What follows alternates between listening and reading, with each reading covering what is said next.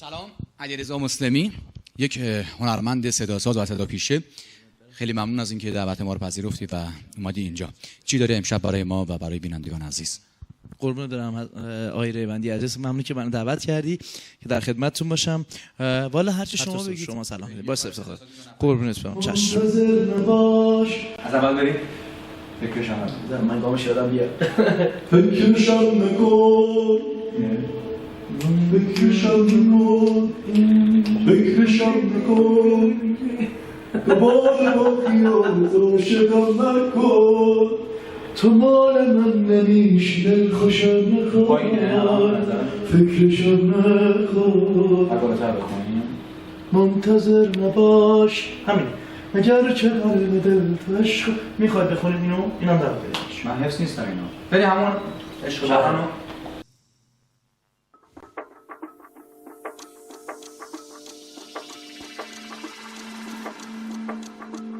منم مثل تو مات این قصه، تو هم مثل من امشب و دعوتی، درست تو همین ساعت و ثانیه سزاوار زیباترین رحمتی.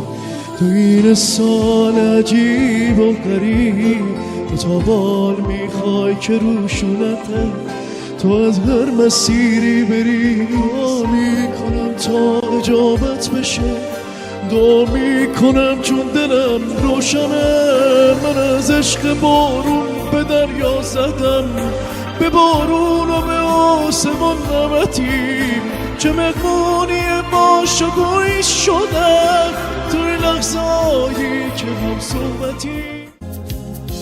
خدا حافظه هم نشینه همیشه،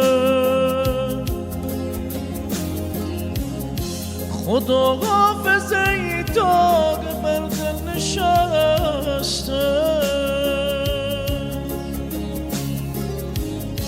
تو تنها نمیمانی ای مونده بی من،